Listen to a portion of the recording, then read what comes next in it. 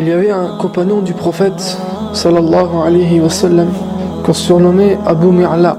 C'était un commerçant. Il commerçait avec son argent et l'argent des autres. Il était connu comme étant un homme pieux et un grand adorateur. Un jour, il est parti en voyage pour le commerce et un homme armé lui a bloqué la route et lui a dit « Pose tes affaires ici, car je vais te tuer ». C'était un brigand, un bandit, et ils étaient seuls. Abu Mi'laq, il lui dit « Prends mon argent, t'as qu'à tout prendre même, mais pourquoi tu veux me tuer? Laisse-moi en vie, prends tout et va-t'en ». Le bandit lui a dit « Tes biens ils sont déjà à moi, mais tu vas mourir, je veux te tuer ». Abu Mi'laq, il lui dit « Ok, alors laisse-moi prier, laisse-moi faire une dernière prière à mon Seigneur ». L'homme lui dit « Prie autant que tu veux. Je vais m'asseoir ici, je te regarde, vas-y, prends ton temps. » Abu Mi'laq a fait les ablutions, s'est dirigé vers le Qibla, a dirigé son cœur vers Allah et a dit « Allahu Akbar ». Allah est plus grand que toute chose, il domine tout. Il est entré en prière et il a prié en tout 4 rak'at. Et à la fin de sa prière, il a fait dua. Et dans son invocation, il a dit Ya Wadoud, Ya Wadoud, Ya Dhal Arsh al-Majid, Ya Fa'al lima yurid, As'aluka bi'izzatika allati la yuram, wa mulkika alladhi la yudhal, wa binurika alladhi mala'a arkan arshik. أن تكفيني شر هذا الألس يا مغيث أغثني يا مغيث أغثني يا مغيث أغثني. Il a commencé son dua en appelant Allah par le nom Al-Wadoud, c'est-à-dire le tout affectueux, celui qui est plein d'amour pour ses serviteurs. Il a dit Ya Wadoud, Ya Wadoud. Ô toi le maître du trône prestigieux, le détenteur du trône, et c'est un signe du pouvoir et de la royauté d'Allah subhanahu wa ta'ala. Al-Malikul Muluk, Al-Malikul Mulk, le roi des rois. Ô toi qui fais ce que tu veux, je te demande, je te supplie, par ta supériorité que personne ne peut défier. Tu es tellement supérieur à ta créature qu'elle ne peut se dresser contre toi. Et par ton royaume, où l'injustice ne peut être commise. Allah Akbar. Ya Allah, l'univers entier est à toi, c'est ton royaume. Et tu es le juste, et tu n'acceptes dans ton royaume que ce qui est juste. Et moi je suis face à une injustice, ya Allah. Je ne fais de mal à personne. Et voilà un homme que je ne connais pas, qui m'agresse, et qui en plus de me voler mon argent, il veut me tuer. Ça c'est un dhulm, ya Allah. Et tu n'acceptes dans ton royaume aucune injustice. Et je te demande par ta lumière, qui a rempli les recoins de ton trône, charge-toi pour moi du mal de ce brigand.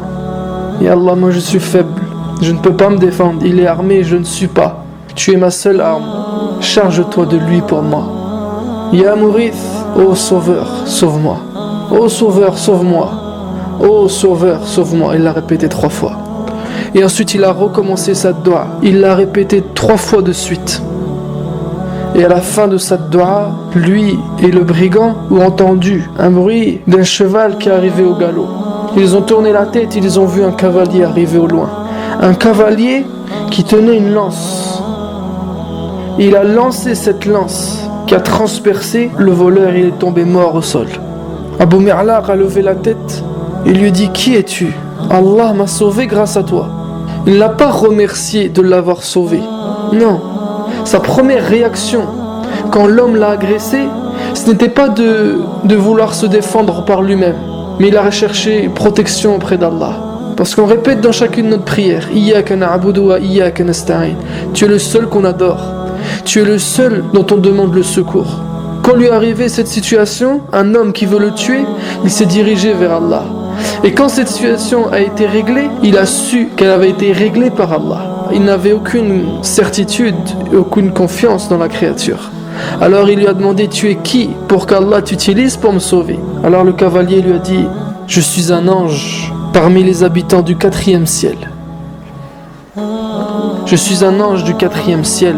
Quand tu as fait dua la première fois, j'ai entendu les portes du ciel gronder. » Subhanallah.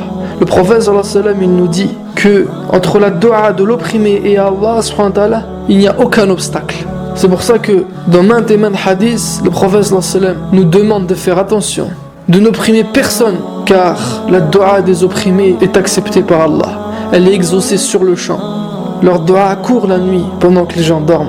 Ceux qui subissent une injustice se réfugient auprès d'Allah et font dua contre leurs agresseurs pendant que leurs agresseurs sont en train de dormir. C'est pour ça Abu Darda il disait: la personne que je déteste le plus opprimée est celle qui ne peut s'appuyer que sur Allah contre moi. Ces gens qui sont des croyants et qui, si ils subissent une injustice, ils ne s'orientent que vers Allah. Attention à leur dua.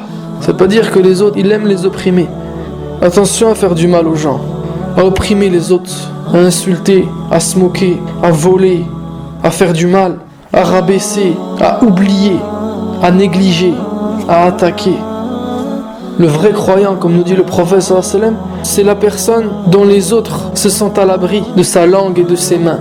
Il ne dit pas du mal d'eux, il ne fait pas de médisance, il se sent en sécurité avec lui.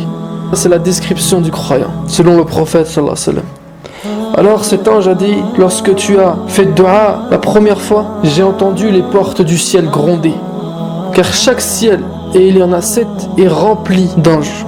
Le prophète sallallahu alayhi wa sallam nous dit: j'ai entendu le ciel craquer, gémir, et c'est normal qu'il gémisse. Il n'y a pas au ciel l'espace de 4 doigts où il n'y a pas un ange. Les 7 cieux sont remplis, blindés de malaïka. Et lui était un ange du 4e ciel. Quand tu as supplié la première fois, les portes du ciel ont grondé. La deuxième fois, j'ai entendu les habitants du ciel, tous les anges des cieux, crier.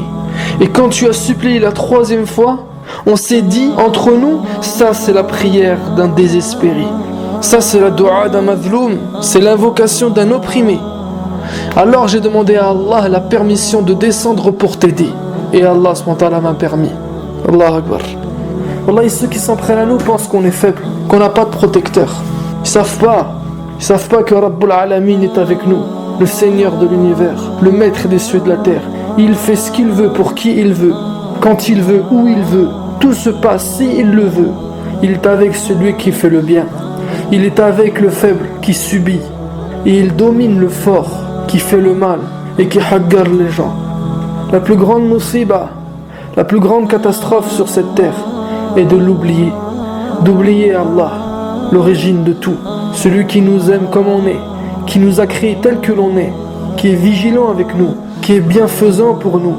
Abu Mi'laq ne l'a pas oublié et Allah l'a aidé. Et cet ange a rajouté: avant de partir, je vais t'annoncer une bonne nouvelle. Sache que quiconque fait ses ablutions et prie 4 raka'at comme tu l'as fait et supplie avec cette invocation, il sera exaucé, qu'il soit désespéré ou non, qu'il se fasse opprimer ou non.